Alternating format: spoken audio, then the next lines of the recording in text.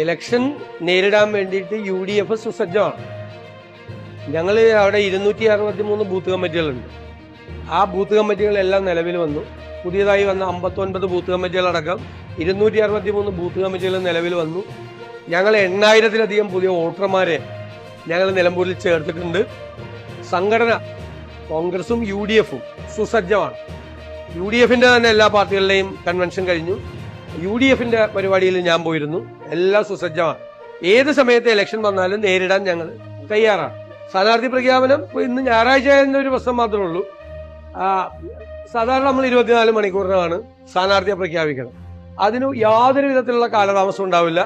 Sunday ആയതുകൊണ്ട് ഞങ്ങൾ ഒന്നുകൂടി നോക്കണം. സൺഡേ ആയത് നമ്മൾ സൺഡേ പ്രതീക്ഷിക്കുന്നില്ല. സാധാരണ ഇലക്ഷൻ കമ്മീഷൻ പത്രസമ്മേളനം നടത്തിയാണ് ഇത് പറയാറുള്ളത്.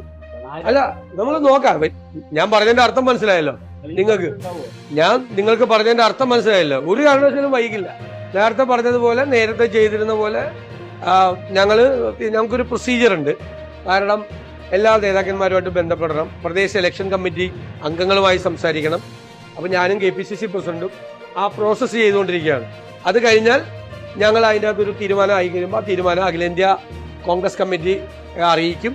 ഞങ്ങളുടെ പ്രപ്പോസൽ തീരുമാനം പ്രഖ്യാപിക്കേണ്ടത് കോൺഗ്രസ് പ്രസിഡന്റ്. ഇത് സാധാരണ ഞങ്ങൾ നടക്കുന്ന ഒരു പ്രോസസ്സ് ഉണ്ട് കോൺഗ്രസിൽ.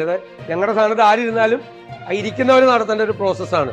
അത് ഭംഗിയായി നടക്കുന്നുണ്ട്. അത് ചെയ്ത് ഞങ്ങളുടെ ഒരു പ്രപ്പോസൽ ഞങ്ങൾ AICCയിൽ സമർപ്പിക്കും. കോൺഗ്രസ് പ്രസിഡന്റാണ് അത് എല്ലാവരുമായിട്ട് ആലോചിച്ച് തീരുമാനം പ്രഖ്യാപിക്കും. ഉജ്ജ്വലമായ വിജയം UDF അവിടെ നേടും. ഞങ്ങളുടെ കയ്യിൽ നിന്ന് നഷ്ടപ്പെട്ട സീറ്റാണ് കഴിഞ്ഞ പ്രാവശ്യം. വലിയ ഭൂരിപക്ഷത്തോടുകൂടി UDF സ്ഥാനാർത്ഥി അവിടെ വിജയിക്കുക തന്നെ ചെയ്യും. അതിന്റെ പൂർണ്ണമായ ആത്മവിശ്വാസം. അൻവർ UDF-ന്റെ ഭാഗമായിരിക്കുമെന്ന് ഞങ്ങൾ നേരത്തെ പറഞ്ഞല്ലോ. UDF തീരുമാനമുണ്ട്. അത് എങ്ങനെയാണ് UDF-ന്റെ ഭാഗമാകുന്നതെന്ന് അടുത്ത ദിവസം തന്നെ പ്രഖ്യാപിക്കും. അത് എന്നെ UDF നേതൃത്വം ചുമതലപ്പെടുത്തിയിട്ടുണ്ട്. എല്ലാവരുമായിട്ട് സംസാരിച്ച തീരുമാനം പ്രഖ്യാപിക്കും.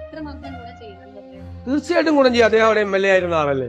വ്യക്തിപരമായി ധാരാളം അവിടെ ബന്ധങ്ങളുള്ള ഒരാളാണ്. അൻവർ UDF-ഉമായിട്ട് പൂർണ്ണമായി സഹകരിക്കും. UDF-ന്റെ കൂടെ അൻവർ ഉണ്ടാവും. UDF പ്രഖ്യാപിക്കുന്ന ഏത് സ്ഥാനാർത്ഥിക്കും അദ്ദേഹം പിന്തുണ പ്രഖ്യാപിക്കും. അദ്ദേഹം എന്നെ നേരിട്ട് UDF ചെയർമാൻ എന്നുള്ളതിൽ എന്നെ നേരിട്ട് അറിയിച്ചിട്ടുണ്ട്. ഞാൻ അറിഞ്ഞത് നിങ്ങളോടും പറഞ്ഞു എന്നാണ്. കോൺഗ്രസ് സ്ഥാനാർത്ഥിയെ പ്രഖ്യാപിക്കുക, ഏറ്റവും പെട്ടെന്ന് പ്രഖ്യാപിക്കും സ്ഥാനാർത്ഥി. നിങ്ങൾ അന്വേഷിക്കേണ്ടത് CPM സ്ഥാനാർത്ഥി ആരാ? അരിവാൾ ചുറ്റിക നക്ഷത്രത്തിലാണോ മത്സരിക്കുന്നത്, അല്ലെ സ്വതന്ത്ര സ്ഥാനാർത്ഥിയാണോ മത്സരിക്കുന്നത്, BJP-യുടെ സ്ഥാനാർത്ഥി ആരാ? ഇത് ക്ലിയറാണ്. ഇത് വിട്ടേക്ക്. ഇത് ക്ലിയറാണ്. ഇത് പ്രഖ്യാപിക്കും പെട്ടെന്ന്. ഞാൻ പറഞ്ഞ നേരത്തെ ഇതിനു മുമ്പ് ഞങ്ങളെല്ലാം പറഞ്ഞിരിക്കുന്ന കറക്റ്റ് അല്ലായിരുന്നു. ഞങ്ങൾ ഉൾപ്പെടെ എല്ലാവരും ഉത്തരവാദിത്തം ഏറ്റെടുത്തുകൊണ്ടല്ലേ പറയണം. അപ്പൊ ഞങ്ങള് ആ പ്രഖ്യാപിക്കാൻ പോകുന്ന ഞങ്ങൾ തീരുമാനമെടുക്കുന്ന സ്ഥാനാർത്ഥിയെ കുറിച്ച് UDF നേതാക്കളുമായിട്ട് കൂടി ഞങ്ങൾ ചർച്ച ചെയ്യാം. പ്രോസസ്സാണ്. നിങ്ങളുടെ പ്രശ്നം എന്ന് വെച്ച് കഴിഞ്ഞാൽ നിങ്ങൾ കോൺഗ്രസിന് പുറകെ മാത്രമേ ഉള്ളൂ. എൻ്റെ ഒരു റിക്വസ്റ്റാണ്, നിങ്ങൾ അതും കൂടി ഒന്ന് പറയാം. ഇല്ലെങ്കിൽ ആളുകൾ വിചാരിക്കില്ല അവരുടെ സ്ഥാനാർത്ഥി ആരാന്ന്. ആളുകൾക്ക് നിങ്ങൾ വഴിയല്ലേ ജനങ്ങൾ അറിയുന്നത് നിങ്ങൾ വഴിയല്ലേ. അല്ല, അതായിക്കോട്ടെ. എന്നാലും നിങ്ങളൊന്നും നിങ്ങൾ അന്വേഷിക്കല്ല. എനിക്ക് ചെറിയൊരു പരിഭവമാണത്. നിങ്ങൾ അന്വേഷിക്കല്ല. നിങ്ങൾ കോൺഗ്രസിൽ എന്താണ്, കോൺഗ്രസിൽ വല്ല കുഴപ്പമൊന്നും എടുക്കുക. ഞാൻ പറയാം, അത് വിട്ടേക്ക്. എനിക്ക് വിട്ടേക്ക്.